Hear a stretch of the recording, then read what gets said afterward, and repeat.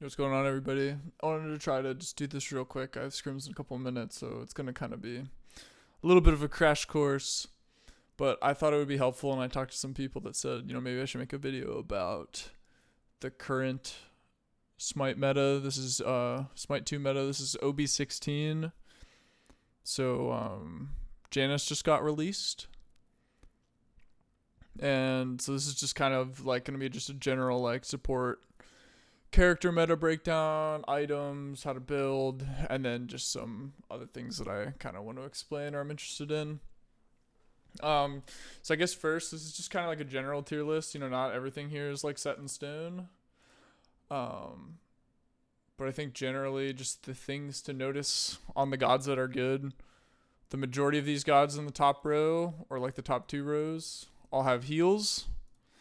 Some kind of healing ability that can proc probably the best support item in the game right now, Regrowth Striders. Any character that can abuse Regrowth Striders right now is really good. And any of these pressure characters are going to help you win rank games. Movement speed is an incredibly strong stat. And even though the boots just got nerfed, they're still extremely, extremely strong. So like S tier, you got your characters like Bacchus, Kabrakan, Sobek. These guys can all proc Striders. They can all be really fast. High CC, high setup. They do damage as well. They can scale with intelligence or strength or however you're building them. Ares doesn't necessarily proc Striders. We'll get like into kind of the details of this. But he's still super strong. Baron is like really good with Striders. Really good with a lot of the items that are strong right now. Again, we'll get into kind of more details about that. And then Yamoja can proc Striders in a number of different ways. And if you're good at the character, is like probably the best god in the game. But she's pretty hard to play. The rest of these guys, it's kind of like the same old, like the characters that are good are characters that are good. Serb's good because of his anti-heal. Ymir's just a good character. Ganesh is just a good character. Afro can proc Striders, but it's still pretty good. But like pocket characters, so kind of situational. Herc, you can kind of run it down. Pretty good character. And then the rest of these guys, it's like, it's situational. If you're trying to win a rank game, I'm not necessarily locking these guys, but you can pick them in a variety of different situations. But that's not like totally the thing that I want to like focus on in this video. So let's just move over here a little bit. I'm sorry, this is just going to be a little bit of kind of fly by the seat of my pants kind of thing. I guess I just want to talk about like the standard build and just a caveat, because there's never really like a standard build in support, especially in SMITE 2. The builds are more fluid and dynamic than they ever have been. And game to game, god matchup to god matchup, situation to situation, you're going to be building so many different items that I think even like telling you that there's like a standard build is kind of not true. But if there were to be like a kind of standard build or just like generally good items that you should be building right now, I just kind of want to go through those here. First and foremost, number one, Striders. These are so good. The movement speed on it is crazy. The heal on the second part of the passive is crazy. We'll talk more about this item in a little bit. It's very, very, very strong. If you should be trying to play characters that can build this item realistically. Both starters are good, and I'll explain why. Heroism has kind of been the one that people have been going after most recently, but I'll tell you something about Banner toward the end of this video, that reason why like you should be picking it up, or at least 50-50 depending on the situation. Stampede is still a super strong item, like for the exact same reason that Regrowth Striders is. Movement speed is like crazy OP. This item, its cooldown is probably too short. It's like almost always up. It's a really good engage tool. It's a really good disengage tool. If your character's not safe, you can run in and out. It's a really, really strong item.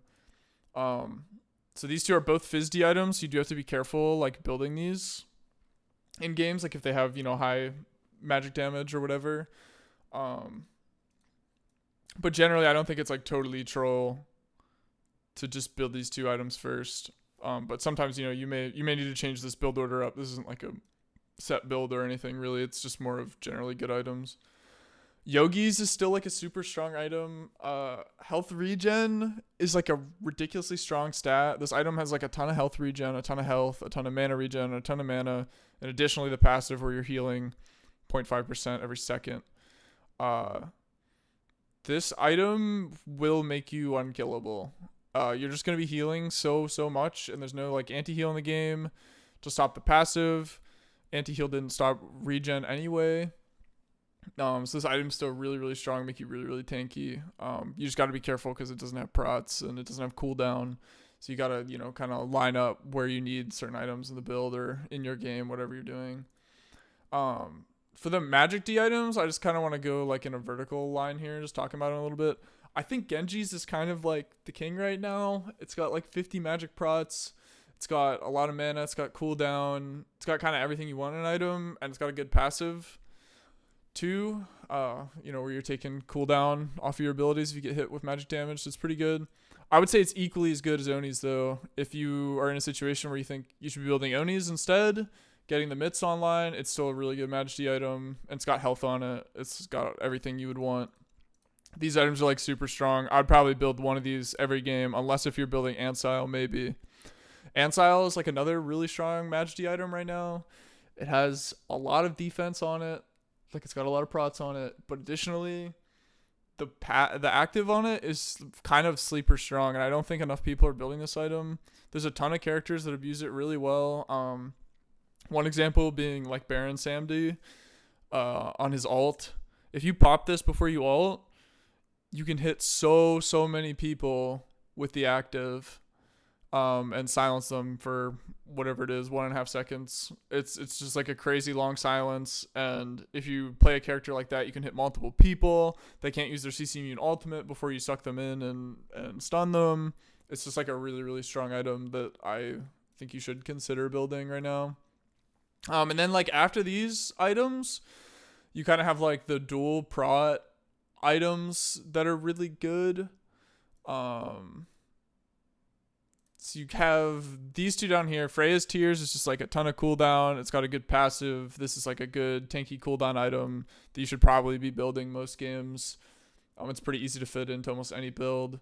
And Spirit Robe, again, it's been OP forever, and it's still OP. It gives you a ton of prots whenever you're CC'd. This will help you live if you're a frontliner. It's a really good item. The heal's really good on it. It's just still really strong item. These two are like a little more, I wouldn't say they're more situational, but you just kind of have to feel out the game of like what you need when. Like if you're getting CC'd and you can't live the CC, like maybe you need a Magi's, right? Like maybe they have a Sobek, maybe you need to live that pluck, or whatever it is that you're looking at. And then Mantle's really strong too. Particularly it's got good stats, and the passive's pretty good when you get pretty low. Just having that explosion, that stun, that CC immunity is really strong. Continuing on here, Sunder's still just like the go-to relic. I wouldn't really catch myself building anything other than this. Sometimes maybe you need a shell, maybe. But if you're going shell, they're going Sunder, and that's like a really hard matchup because you're not going to be winning any objective contests. So I would build Red Sunder pretty much every game. Situational items, if you can't build Striders, I would recommend building Eye of Providence. It's just like a really good statted item, and the ward passive is like really strong. I build this a lot in comp, depending on the character. I think it's a really strong item, especially if you can't go Striders, but it's hard to fit it in if you want to build Striders. We already talked about Ansel a little bit, so I won't harp too much on that. Cersei's Hexstone, still really good. It's just kind of a safety item. Build it if you're Ares or Baron or, whatever god that isn't particularly safe if you feel like you're getting picked a lot and need additional safety.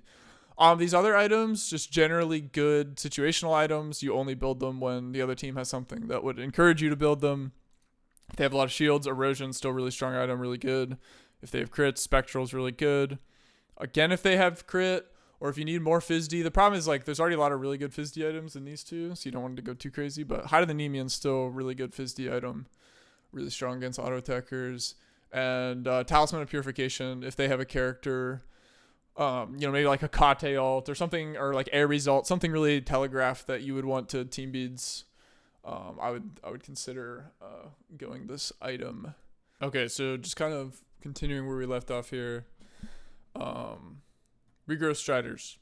It has 2 passives. They're completely independent of one another. Passive 1. When you heal yourself from an ability, gain a burst of 30% movement speed that decays to 10% over 4 seconds. So it's a big burst that decays over a couple of seconds, but in general, we're just moving fast, and we can do that every 10 seconds. Passive 2. When you gain a movement speed buff, restore 5% of your health over 10 seconds. This second passive is really, really, really strong. If you have characters that can use this, or items or other things that I'll explain in a minute that can proc this, it's a very, very, very strong passive. So I just first want to go over like the characters that can proc it. So this group over here, this is all the gods that have self heals that can very reliably proc both passives by healing themselves. So you can take a look at those. Obviously, if you remember back up to the list up top of what I think the best gods are, here's a lot of them up in here. Then there's the list of gods that unreliably proc. This is like support characters that unreliably proc with a heal. So like Thor Aspect, you can heal yourself with Thor Aspect if you hit people, but you have to hit people 3 times and actually proc the passive, so that's like kind of not super reliable. And then Serb, when you're jumping, you can proc it. You have to jump and then auto the ghosts that pop out, and then you can get the heal. So they can proc it, but not super reliable. Then there's these gods down here that reliably proc passive 2, but not passive 1. So passive 2, when you gain a movement speed buff, that doesn't necessarily have to come from a healing ability. This can come from anything. It's a completely separate passive. It's not bound to this statement here, when you heal yourself from an ability. It's completely separate. So these gods all have movement speed changes in their kit. So Apollo Dash gives you a move speed buff. Ares Chains gives you a move speed buff. Morrigan 3 gives you a move speed buff. And then all of the Wukong dashes also give you a move speed buff. So any of these, you can constantly be proccing passive 2 whenever you're using those abilities.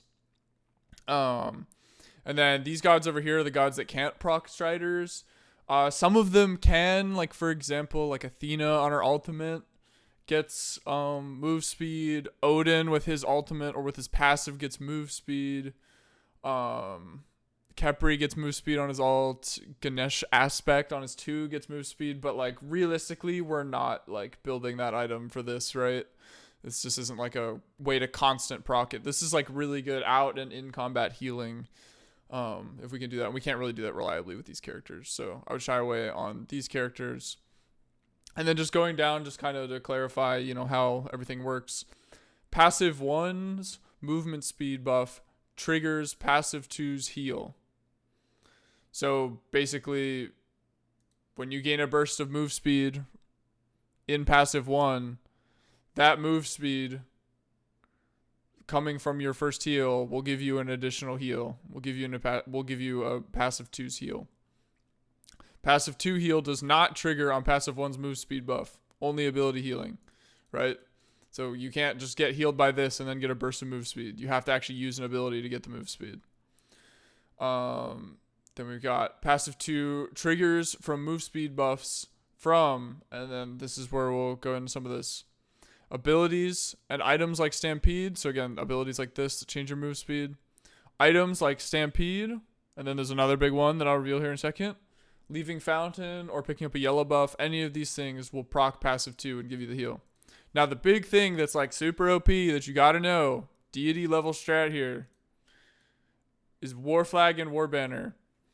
Warflag and Warbanner are always proccing move speed pretty much all the time, right? Anytime you walk past minions dying, anytime you walk past players dying, always active. So you're constantly healing.